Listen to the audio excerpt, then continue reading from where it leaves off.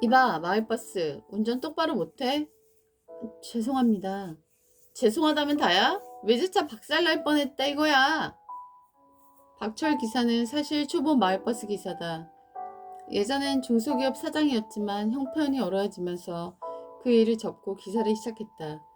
아이랑 임신한 아내가 있어서 빨리 어떤 일을 구해야 해서 마을버스를 몰기 시작했는데 성격이 모질지 못하고 순둥순둥해서 길에서 욕을 먹거나 하면 몰아대꾸도 못하고 홍당무처럼 얼굴이 변하기 예사였다. 이봐, 우리 가야 하는데 작작해. 그 잘난 외제차 유세 좀 그만하고. 뭐야? 너 까불면 죽는다. 형씨, 빨리 차 몰아. 나 중요한 약속 늦겠다고. 다행히 혈기 있는 아저씨가 대신 싸워주셔서 기사는 그 자리에서 모면할 수 있었다. 새벽부터 쩔쩔매고 일을 했더니 뱃속에서 꼬르륵 소리가 요동을 치고 있었다. 박씨, 오늘 첫 차 어땠어? 할만했어? 아, 네, 삼거리에서 정차가 좀 심해서 빠져나올 때 애를 먹었어요. 거기가 좀 그래. 어서 가서 식사하고 와. 기사 식당 알지? 아, 네. 감사합니다. 박 기사는 기사 식당에 들어가서 옛날 돈가스를 시켰다. 여기저기에 버스 기사님, 택시 기사님들이 식사를 하고 계셨다. 자기만 이 세계의 애송이처럼 느껴질 것 같은 생각이 들어서 조금 긴장이 되었다. 옆 테이블에서 식사하는 남자가 말을 걸었다. 어떤 건 몰아요? 아, 네. 마을버스 몹니다. 난 개인 택시 몰아요. 아, 운전 잘하시겠어요. 운전은 뭐 한 30년 했나? 옛날은 내비도 없이 다녔으니까 뭐 요즘은 내비가 알려주기 편하지. 아, 그래도 이것저것 살피기 많아서 참 힘드네요. 형씨는 얼마나 되었나? 아, 저 부끄러워서. 기사들이 경력만 하는 게 뭐가 부끄러워 참. 하루 됐거든요. 하 진짜? 오늘 엄청 정신없었겠네. 많이 드시오 형씨. 아, 네, 감사합니다. 하루 되었다는 말에 왜 말을 멈추는 걸까? 혹시 내가 너무 병아리라서 상대하기 싫었던 걸까? 하는 생각을 박 기사는 하였다. 하지만 한때 회사를 운영했던 강단이 그에게도 있어서 그런 것은 그다지 중요하지 않았다. 그는 마을버스를 잘 몰아서 승객을 편하게 해주고 싶었다. 빨리 일을 구해야 하는 형편도 있었지만 그가 마을버스를 몰게 된 데는 이유가 있었다. 그날 박 기사는 회사를 접고 돌아오는 길이었다. 마지막 월급을 경리에게 보내라고 지시를 하고 퇴근하며 집에 가기 위해 마을버스에 몸을 실었다. 늦은 시간이라 차엔 사람이 없었다. 그런데 직원들이 계속 전화가 왔다. 월급이 안 들어왔다는 것이었다. 그는 회사를 넘기며 받은 권리금을 정산해서 분명 전부 월급을 주라고 얘기했는데 너무나 이상했다. 몇십 년 같이 일한 가족 같은 경리에게 전화를 했다. 전화를 안 받았고 문자도 답이 없었다. 경리가 돈을 갖고 도망친 것이었다. 회사도 팔고 집도 넘어간 상태에서 경리가 사기까지 치자 그는 막다른 곳에 이른 것 같았다. 그는 이 마을버스 종점에서 죽을 생각이었다. 어떤 방법도 생각이 나지 않았다. 돈이 없다는 것보다 믿음을 저버렸다는 것이 그에겐 너무나 충격이 컸다. 창밖으로 가을바람이 시원하게 불었고 속절없이 단풍은 너무나 아름다웠다. 라디오에선 너무나 감성적인 내용이 나오고 있었다. 많이 힘드셨죠? 더 버틸 힘이 없다고요? 그래도 내일은 더 나은 내일이 될 거예요. 그러니 용기를 잃지 마세요. 그리고 오늘은 어제 죽은 자가 그렇게도 꿈꾼 내일이었으니까요. 박 기사는 눈물이 주룩주룩 흐르는 걸 느꼈다. 그는 알지도 못하는 동네를 마구 달리는 마을버스의 라디오에서 위로를 받고 있었다. 아저씨, 안 내리세요. 종점입니다. 박 기사는 마을버스 기사의 말을 듣고 일어서 내리려는데 기사가 다가와서 자기 손에 뭔가를 하나 내민다. 초코파이였다. 힘내세요. 마을버스 기사의 다정한 미소는 그의 눈엔 천사와 같았다. 그 기사는 박 기사의 눈물을 백미러로 본 것 같았다. 그는 그 초코파이를 손에 쥐고 내렸다. 그리고 종점에서 2시간을 울었다. 초코파이는 자신의 5살 딸이 좋아하는 것이었다. 내가 만일 죽는다면 난 딸아이에게 초코파이도 못 사주겠지? 그는 그 자리에서 그만 울음에 지쳐 잠이 들었다. 새벽을 가르며 연두색이 고운 마을버스가 들어오고 있었다. 박기사는 그 불빛에 눈을 떴다. 그리고 자신에게 생명을 준 이 마을버스와의 인연을 마음에 담게 되었다. 절박한 자에게 초코파이 하나도 살 희망을 줄 수 있다는 걸 배웠기 때문이다. 나를 살려준 마을버스. 나도 누군가를 꼭 살리면 보답하며 살겠어. 그는 곧 대형 면허를 땄고 그리고 마을버스에 이력서를 넣었다. 예전에 자신이 벌었던 것에 못 미치는 작은 수입이었지만 상관이 없었다. 그는 규모는 작지만 좋은 인상을 가진 사장이 있는 운수회사에 취업이 되었다.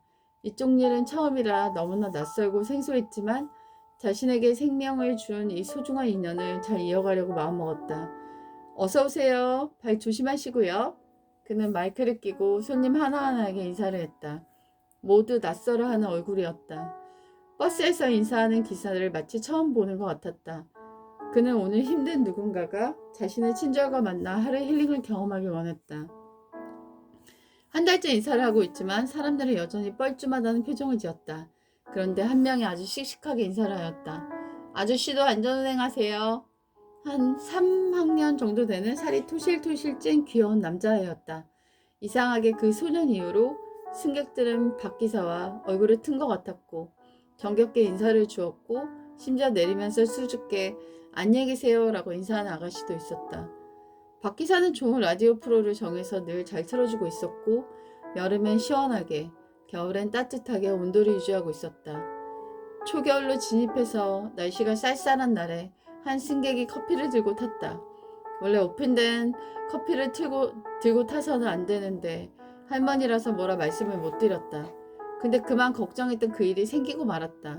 할머니가 뜨거운 라떼 커피를 쏟았고 마을버스 바닥은 찐득찐득한 커피강이 흐르고 있었다. 타는 승객들이 이게 뭐야 하고 야단 법석을 떨었고 한 혈기가 가득한 아저씨가 막 고함을 쳤다. 이런 무식한 할망구 같은 이라고 버스에 커피 들고 타면 안 된다는 것도 모르나? 죄송해요. 제가 손목 수술을 한 지 얼마 안 돼서 그만. 그게 말이 돼? 얼른 일어나 닦지 못해? 제가 손이 아파서 할 수가 없어요. 당장 입고 있는 옷이라도 벗어서 닦으란 말이야. 오랜만에 만난 아들이 엄마 춥다고 사줬는데 거절을 못했어요. 미안해요. 금방 버스가 와서 마시지를 못하고 몸이 안 좋아 추워서 그만 탔어요. 할머니는 울기 시작했다. 박기사는 순둥한 성격이고 그 누구랑도 고성을 지른 적이 없었다.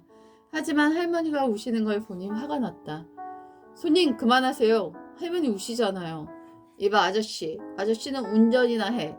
지금 이걸 보고도 편을 들어? 손님은 실수 안 하세요? 할머니가 미안하다고 여러 번 말씀하셨잖아요. 미안하다면 다야. 박기사는 차를 잠시 정류장에 세우고 휴지를 꺼내 바닥을 닦기 시작했다. 그가 바닥을 닦자 모두 허리를 굽혀 바닥을 닦았다. 곧 바닥은 깨끗해졌다. 그 혈기 아저씨는 소리를 다시 쳤다. 이봐 안 갈 거야? 당신 나 늦으면 손해배상 할 거야? 박기사는 말대꾸를 하지 않고 백미러로 할머니를 향해 웃어주었다. 할머니는 머리를 조아리며 인사를 하였다. 몇 정거장 후 혈기 가득한 남자가 쿵쿵거리며 내렸다. 마치 뭔가를 신고하려는 듯 버스 넘버와 기사 인적사항을 종이에 메모까지 하고 난 뒤였다. 그가 내리자 할머니가 박기사에게 와서 말을 걸었다. 기사님, 오늘 있었던 일은 제가 평생 잊지 못할 것 같아요. 정말 감사했습니다.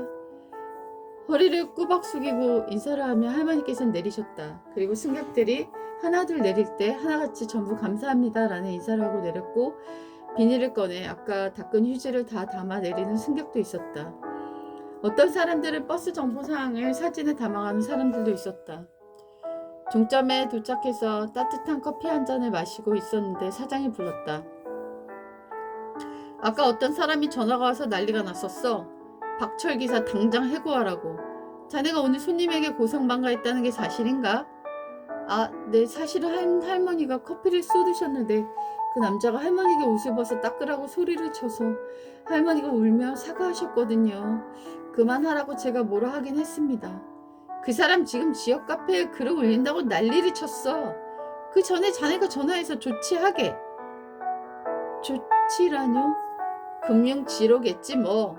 한 50만 원 정도 주면 되지 않겠나? 100만 원 요구하더라고. 아니요, 전 절대로 하지 않겠습니다. 그래서 우리 회사 이름까지 오르내리겠다고? 그랬다간 자네도 그만둬야 할 걸세. 박 기사는 너무 마음이 어려웠지만 자신이 잘못한 게 없는데 그런 사악한 사람에게 돈을 줄 수는 없었다. 마을버스에서 사랑을 베풀려고 시작한 이 일이 이렇게 끝나나 싶어서 마음이 혼란스러웠다. 사장님, 어느 할머니가 꼭 보자고 하세요. 그래, 박 기사 꼭 나가보게나. 박 기사는 힘든 마음을 추스리며 오후 운행을 나갈 준비를 하고 있었다. 마음이 어렵더라도 우울한 얼굴로 손님을 맞을 수는 없어서 거울에서 웃는 모습을 연습하고 있었다. 박 기사님, 사장님이 잠깐 보고 나가시래요. 박 기사는 사장실로 들어갔다. 박 기사, 자네가 도왔다는 할머니가 오셨다 가셨네. 너무 고마워서 그냥 지나칠 수가 없었다고 하시며 계속 울고 가셨어. 그 소리친 남자가 뭔가를 적어가서 기사님께 해코지할 것 같아 걱정돼서 찾아왔다고 하셨더군. 자넨 천사라고 하셨네. 만일 그자가 지역 카페에 글을 올리면 내가 해명글을 올리고 할머니의 말을 녹취해서 올려도 되냐고 하니 그러라고 하셨네. 잘 될 것 같으니 걱정 말고 운행하게. 감사합니다, 사장님. 박 기사는 한결 편해진 마음으로 운행을 시작했다. 안녕하세요. 쌀쌀하니 감기 조심하세요. 이보다 더 다정한 DJ가 없을 만큼 그는 다정한 멘트로 사람들을 대했다. 라디오에선 사람들의 사는 이야기가 훈훈하게 들려왔다. 그걸 듣고 웃는 사람들도 있었고 미소만 짓는 사람도 있었고 멍하니 창을 바라보는 사람도 있었다. 유난히 전화를 크게 하고 아주 분주해 보이는 여사님이 계셨다. 그러니까 그건 꼭 잡아야 한다니까. 놓치면 절대 안 돼. 매우 시끄럽게 바쁘게 일하고 있는 그녀는 이 마을버스 안의 평온과 힐링을 홍해 가르듯이 쫙 가르고 있었다. 박 기사는 약간 미간을 찌푸리며 그녀가 얼른 하차했으면 좋겠다는 생각을 하며 운행을 하고 있었는데 갑자기 쿵 소리가 났다. 그 여사님이 바닥에 쓰러진 것이었다. 그녀의 육중한 무게 때문에 바닥에서 먼지가 피어올랐다. 사람들은 비명을 지르거나 웅성거리고 있었고 박 기사는 차를 빠르게 멈추고 그녀에게 가서 심폐소생술을 했다. 다행히 중소기업을 운영할 때 교육때 배운 기억이 났다. 그는 그러면서 소리를 쳤다. 빨리 119를 불러줘요. 그리고 바쁘신 분들은 내려서 내 뒷차를 타세요. 이런 일이 있었다고 말하고 돈 내지 말고 타세요. 누군가 전화를 하고 여러 명이 내리고 차 속은 아수라장이 되었다. 그는 추운 날씨에 땀을 뻘뻘 흘리며 심폐소생술을 했다. 숨을 안 쉬던 덩치 큰 여성은 얼마 안 있어 숨을 쉬기 시작했다. 박 기사는 안도의 한숨을 쉬었다. 때마침 요란한 사이렌 소리를 울리며 119가 도착했다. 그리고 그 여사를 싣고 갔다. 차 속은 한 명도 남지 않았고 오직 박 기사만이 운전석에 앉아 거친 숨을 몰아쉬고 있었다. 예전에 가이드하던 자신의 친구가 외국에서 여행 가기 버스에서 죽었다고 했던 얘기가 갑자기 지나갔다. 그는 자기 손님이 죽지 않았고 여기가 외국이 아니라서 천만다행이라고 생각을 하였다. 자네 어제 사람을 살렸다고 기자가 연락이 왔더군. 자네가 바빠서 내가 대신 인터뷰를 했네. 자네 운전 중에 있던 것을 내보내었어. 우리 회사가 아주 크게 나오고 내 얼굴도 덕분에 지역신문에 실렸네. 그 여사님이 국회의원 사모님이 아니었겠나? 얼마 전 우리 협박한 사내 있잖아? 결국 사고를 치고 글을 올렸더군. 자네를 악마로 써두었더군.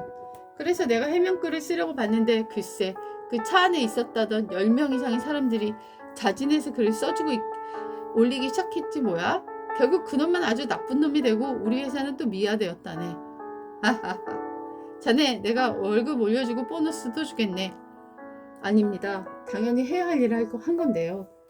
국회의원께서 우리에게 선물을 보내셨네. 100만원 상품권을 보내주셨어. 우리 직원들 회식하자.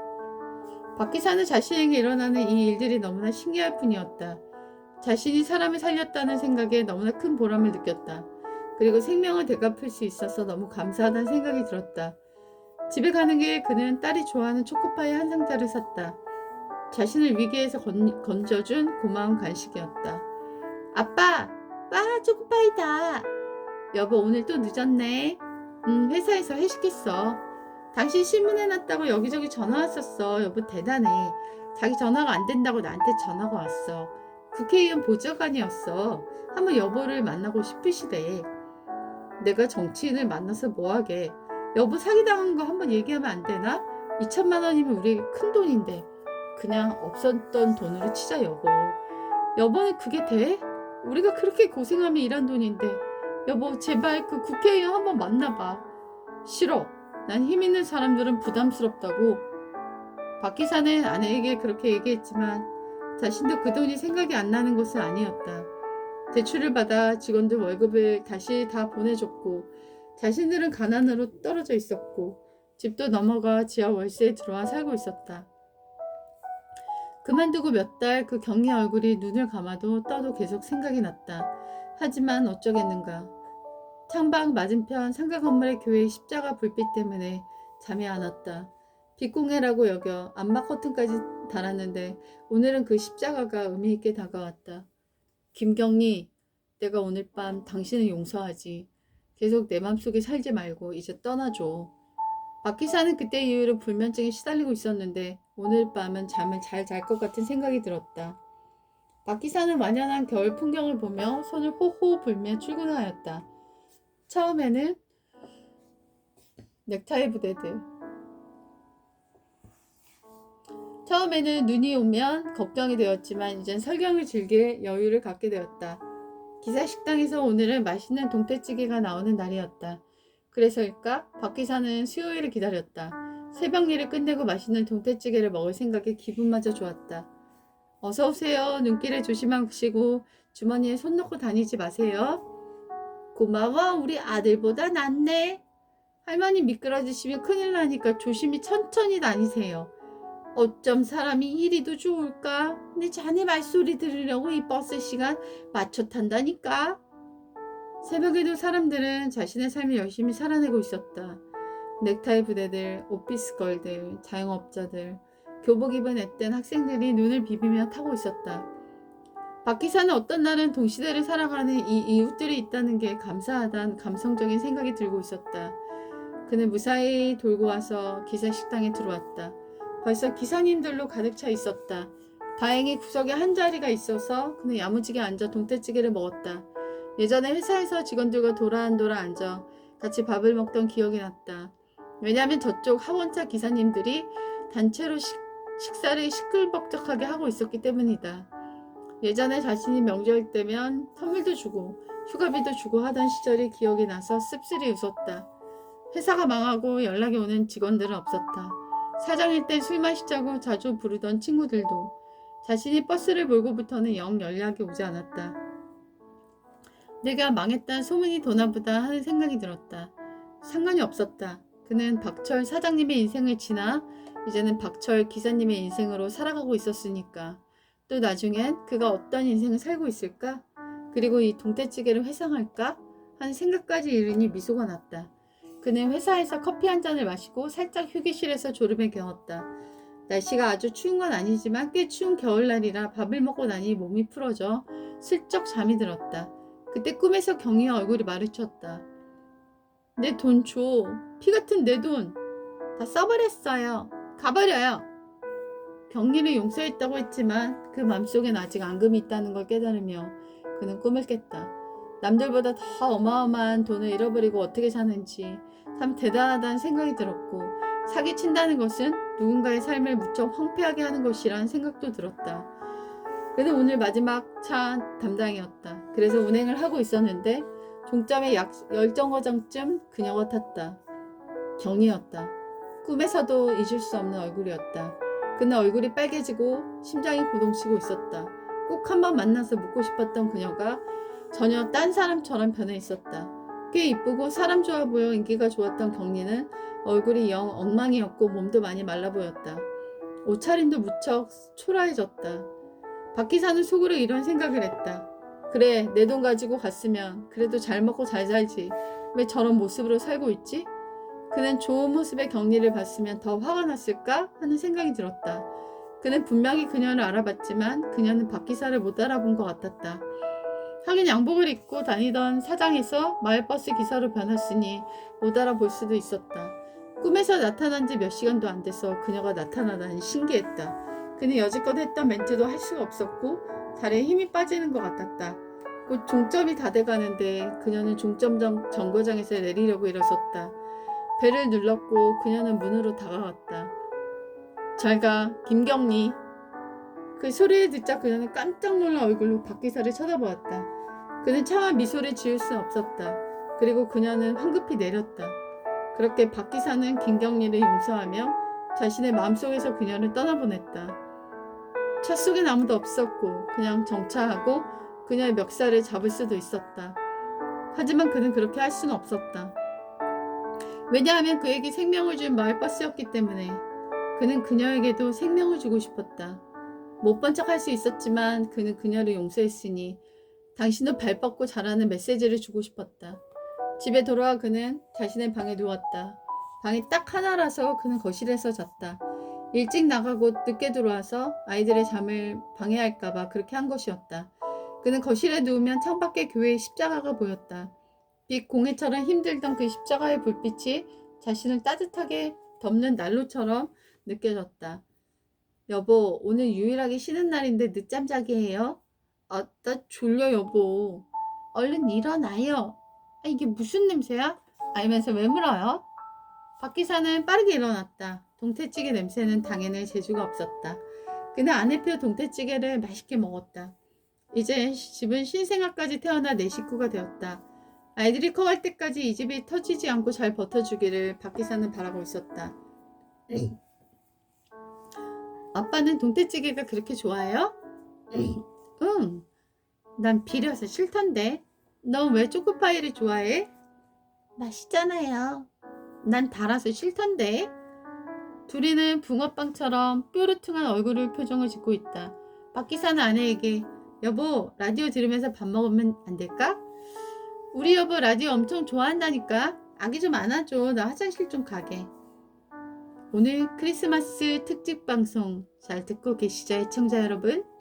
오늘은 여러분이 보내준 사연 중 용서와 관련된 내용을 들려드리고 있어요. 김지은님이 보내준 사연이네요. 저는 격리로 몇십 년을 보냈어요. 사장님은 다정한 분이셨고 직원들도 참 좋은 사람들이었어요. 같이 일하다가 회사가 점점 어려워졌고 사장님 급기야 회사를 접게 되었어요. 저에게 마지막 월급을 소금하라고 하셨는데 그 말을 듣기 몇 시간 전 저희 집에 화재가 났어요. 옆집에 불이 난 게 붙은 것이었어요. 저는 화재보험도 없었고 그 옆집 할아버지는 독거노인이셨는데 그만 돌아가셨어요. 저는 막막했고 당장 누울 곳도 없었어요. 저는 시골에 부모님이 계셨는데 요즘 농사가 안 돼서 힘드신 상황이었고 외동딸인 제가 손 벌릴 입장이 못 되었어요. 저는 제가 살기 위해 2천만 원 훔쳤습니다. 그리고 잠수를 탔어요. 그리고 저는 쓰리잡을 하며 오늘까지 살고 있어요. 거의 골드미스가 되었네요. 아무도 가난한 저와 결혼하려고 하지 않았습니다. 희망 없이 살고 있는 저는 마을버스에 무거운 몸을 오르고 집에 가는 길, 제 사장님이 기사가 되어 있는 걸 보았습니다. 사실 전 알아보지 못했어요. 너무 지쳐서 사람들 얼굴을 잘 보고 다니지 않거든요. 근데 제가 내릴 때 사장님이 잘가 김경리 라고 말씀하셨어요. 저는 깜짝 놀랐어요. 저는 그 회사를 배신하고 한 번도 잠을 잘 잔 적이 없었어요. 인간적으로 잘해주신 분을 배신한다는 것은 배신자에게도 톡톡한 대가를 지불하게 했거든요. 그 말소리 듣고 저는 집에 와서 펑펑 울었습니다. 저는 그날 밤 처음 잠을 잘 잤어요. 그리고 열심히 일해서 그 회사에 찾아가 꼭 빚을 갚겠습니다. 부디 이직하지 마시고 그 회사에 계셔주세요. 조금만 더 기다려주세요. 너무 죄송했고 너무 감사했고 존경합니다. 박철 사장님. 아빠 왜 울어? 동태찌개가 매워서.